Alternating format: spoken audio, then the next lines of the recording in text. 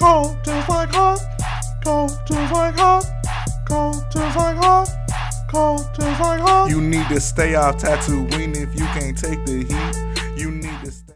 Hello, boyos. Rich Boy J here, back with another video, and this is episode 40 of Your Questions Answered. If you're not familiar with it, Your Questions Answered is a Q&A series that I do here on this channel. So if you want to see your questions answered in one of these videos, leave it in the comment section below. Make sure it's Lego, Star Wars, or Lego Star Wars related, and then check back next week to see if you made the cut. I want to give a very special thanks to Spinjitzu Brick Productions for that intro. It's been a while since we've had one. I'm glad we can finally do that again, and I want to continue with that streak. So I am pleading to you guys, send me those intros. It would bring warm feelings to my heart. But with that said, let's jump right into the question. First question comes from Ben McClellan. He says, what's your favorite thing about your least favorite movie? Or alternatively, what is your least favorite thing about your favorite movie? I'll actually answer both of these questions. So as for what is my least favorite thing about my least favorite movie is probably going to be Star Wars Episode 2. If I had to say my favorite thing about it, I don't know, there's a couple things that come to mind. Like, I like the fight between Jango Fett and Obi-Wan on the Camino platform.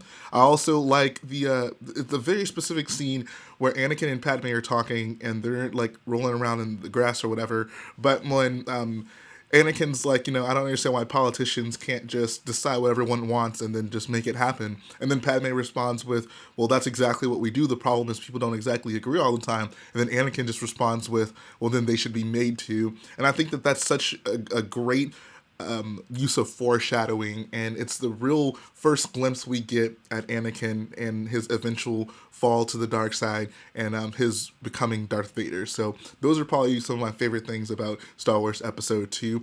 As for what is my least favorite thing about my favorite film is Star Wars Episode 4. It's honestly really hard for me to think about what's my least favorite thing about it. I don't know. That's so hard. I can't really think of anything that I really just don't like about that film. I feel like Episode 4 is just so consistently good. Is it fair to say I don't like the special edition changes to it? Like having Han, move his head to the side when Greedo shoots and then respond by shooting him, or CGI Jabba. I think both of those things are absolutely awful. But outside of that, I can't really think of anything in the film as it was supposed to be presented that I really just did not like. Moving on to the next question by Lachlan McGowan. He says, do you think there should be a Star Wars movie every year? In my opinion, there should be one every 2 or 3 years, because even though I'm a huge Star Wars fan, I'm starting to feel burnt out by Star Wars and no longer feel the spectacle of seeing a Star Wars film. I also think more time to work on each film should make better films, and with regards to Lego, we would get more Lego sets based on each film. This is a lot to unpack, but I think I generally agree with your sentiment. Star Wars films should absolutely feel special. They've always felt special before, and I'd like to continue with that. I mean, my anticipation for The Force Awakens and The Last Jedi were really unmatched by any other film that I've seen. So, I would like to continue with that. I would like to continue having those feelings with Star Wars films. I didn't really start feeling like, maybe this film doesn't feel as special as a Star Wars film should until Solo came out. I don't know. I don't know how you fix that, because, you could have more space between the movies, but I don't think, waiting 2 or 3 years for Solo to come out would have made me feel better about it or feel like it was more special. I'm honestly not sure. Maybe that's really more of a thing of just making films that are more interesting to me. I just didn't really feel that Solo was a story that needed to be told, regardless of how good the film was. I thought the film was fine, but it still just, it felt short of the spectacle of a Star Wars film. I think that having space between trilogies is definitely necessary, and it seems like what they're doing, so that's certainly nice. The next trilogy isn't going to start next year right after Episode 9. There's going to be some space between it, and I think that that's just absolutely what they needed to do. Trilogies in Star Wars have, at this point, had at least, an 8-year gap between them, at least. So having 2 to 3 years between this trilogy and the next trilogy, I think will definitely kind of help us ease our way into it and maybe rekindle some of those initial feelings that I had when I saw Episode 7 for the first time. As for having some more time on it would make the film better, I don't know. I think they start production on these films pretty early. Even though the films are close to each other, they're not going to spend the 2 to 3 years working on the film, right? There's still a certain amount of time that they're allotted to have the actors in one place and shooting things and stuff like that. So I don't know if more time will necessarily mean better films. As for more Lego sets, I'm not even sure if that's necessarily true. I feel like because of the rapid fire schedule of us getting the Star Wars movies, like we've gotten more sets for any individual movie in a shorter time frame that maybe you wouldn't have gotten otherwise. For example, like back in the day, it took us forever to get certain things from certain scenes in Star Wars films. Whereas nowadays, when Star Wars films come out, I feel like we get a pretty holistic line of the sets that should be included in it. Like, I mean, I can't really think of too many things from Episode 7 at this point that like we really need to get. We've had like a 3.5 year gap since Episode 7 came out, and I feel like we've gotten so many sets from it. Whereas if you look at, I don't know, like Episode 2, for example, 3.5 years after Episode 2 came out, there were still plenty of things that we hadn't got it from it yet. So I think that because the films come out so rapidly now, that makes Lego go like, oh, look, let's quickly pump out these sets. So I don't know if it necessarily means that we would get more sets from the films either. I think that the films were spaced out. They would just fill that space with maybe other sets, and we maybe even would get less of those sets if it meant that Lego had, more time to produce them over a larger time frame. But nonetheless, I really did appreciate the question. Thanks for asking. Next question comes from JJG Designs. He says, when will you make a clone base? This is a good question. The clone base has become somewhat of a meme on this channel, but to answer this question seriously, if I had to make a clone base, the only one that really comes to mind that I would actually want to build would be on Kamino. I'd probably do it based on Battlefront 2. I think that because you have the freedom to walk around into all like the barracks and the various rooms and hangars and stuff, I think that would make it a fun base to do, and I'd have, ample reference material to actually do it correctly. Other than that, I couldn't see myself just kind of making a clone base from my imagination. It's never been something that I've been particularly inspired by, so I don't know, I couldn't see myself doing that. But clone base on Kamino, I mean, I think that would be a good mock to do for me. Next question comes from JB Brickfanat. He says, as puffins are basically earth porgs, would you eat a puffin if given the opportunity?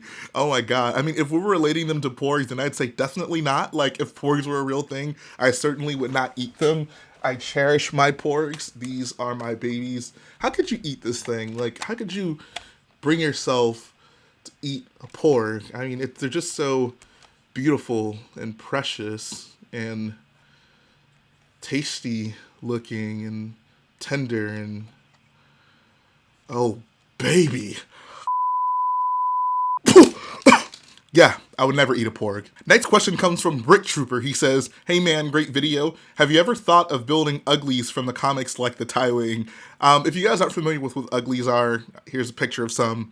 As for whether or not I'd actually build some, I'd say probably not. I feel like that's not the best use of the parts of my collection. Like, they're funny to look at, but for me to actually like put time into building one that I'm really never gonna use other than to just take a picture of it and like, oh, look at this funny thing I made.